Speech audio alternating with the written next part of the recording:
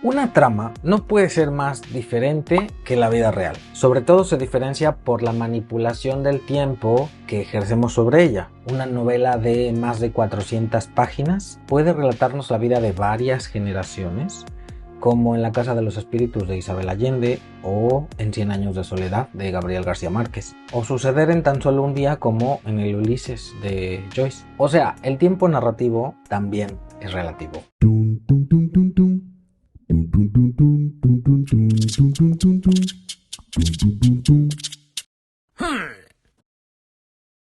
Si valoras este contenido, da clic al botón gracias y déjame una propina. Podrás hacer un comentario destacado. O ayúdame y benefíciate siendo super tallerícola. Consigue acceso a contenido exclusivo y prioridad al responder a tus comentarios. Sé tallerícola fan y ve todos mis vídeos sin publicidad y para siempre. O sé tallerícola preguntón y realízame una consulta mensual a través de videollamada. Entra a israelpintor.com/soytallerícola y elige suscripción. Los escritores seleccionamos una serie de escenas significativas que muestran al lector la historia que queremos contarle y le hagan comprenderla. Sobra lo anecdótico, lo que no aporta nada a nuestra historia. Estamos obligados a eliminar eso. A pesar de que en muchas ocasiones representen las páginas mejor escritas, no queda más remedio que sacrificarlas en la corrección, llegado el caso. Es como cortarse un brazo. Tenemos que amputárnoslo a pesar de lo mucho que nos duela, porque a nadie le gusta perder un brazo, ¿no? Pero es que si no, se gangrena todo el cuerpo. En el cine todavía es más dramático. Algunos de los planos que más costaron rodar en términos de tiempo, esfuerzo y dinero, luego no funcionan cuando se llega a la postproducción y a la sala del montaje, porque sacan al espectador de la cinta a pesar de estar previstos en la producción. Ningún director o productor se empeñan en mantenerlos por la simple justificación del dinero que costó grabarlos. Sería dar al traste con la película y tirar todavía más horas y dinero. Volvamos a la manipulación del tiempo y a la selección de escenas. Pero antes, suscríbete. Recibirás notificaciones cuando publique algo nuevo. Ok.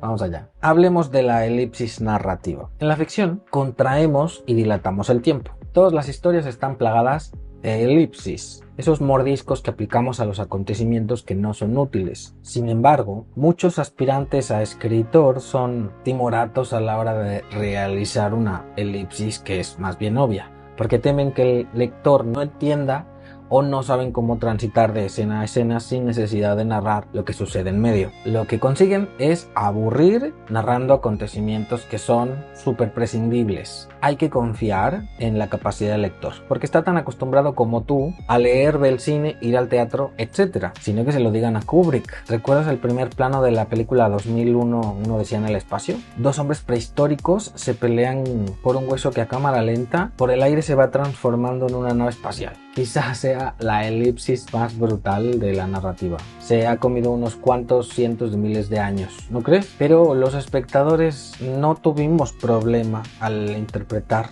lo que Kubrick quería transmitir, estirando el tiempo. Ahora, todo esto fue acortar el tiempo. ¿Pero qué hay de estirarlo? Aunque generalmente acortamos el tiempo, a veces lo dilatamos. Hacemos que transcurra más lento de lo que en realidad hubiese transcurrido. Estiramos el tiempo principalmente en los momentos de crisis, angustia, soledad, tristeza. Desafiando el tiempo, conseguimos que el lector viva este instante con mayor intensidad y se detenga en las emociones que experimentan los personajes. ¿Hay orden en el caos? La estructura de una trama no es más que un armario donde colgar las partes de nuestra historia, tal y como creemos que nos conviene. En la vida real todo sucede de manera lineal, pero en la ficción presentamos los hechos en el orden en el que mejor conviene para dar a conocer la historia y generar tensión, intriga y sorprender. No siempre el orden secuencial de los hechos es más adecuado desde el punto de vista narrativo, aunque al ser natural, el propio de la realidad, ayuda a producir la sensación de que la ficción podría ser real. Los escritores hacemos saltos en el tiempo y el espacio, y serás tú quien decide el orden en el que narrarás tu historia, pero ten en cuenta que decidas lo que decidas, habrás de producir tensión, intriga y sorprender al lector. Te propongo hacer un ejercicio. Inspírate en un acontecimiento acontecimiento crítico de tu vida. Céntrate en el hecho específico que en su momento pudo producirte tristeza, angustia, dolor, etc. Lo más probable es que se trate de un hecho breve, quizá súbito. Duraría poco, ¿no? Quiero que te centres en el momento exacto en el que las emociones te invadieron, no en el conjunto de hechos previos o posteriores. Reconoce la concreción del acontecimiento crítico y da cuenta de él estirando el tiempo. Escribe una historia con todos sus avíos. Asegúrate de que tenga un planteamiento, un desarrollo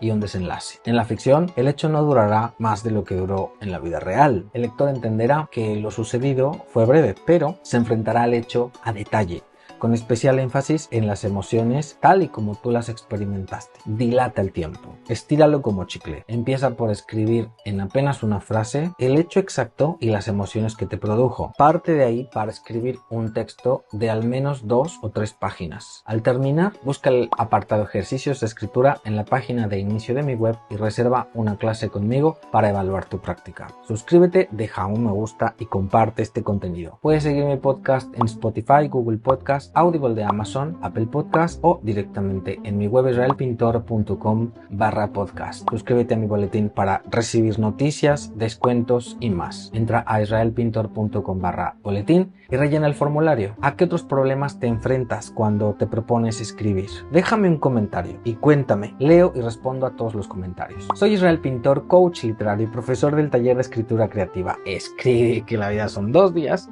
y en uno hay bloqueo. Sígueme en Instagram. Diseñé un montón de filtros para escritores en apuros. Podrás cotillarme de cerca. ¿Quieres tomar clases conmigo? Conoce mis cursos en israelpintor.com.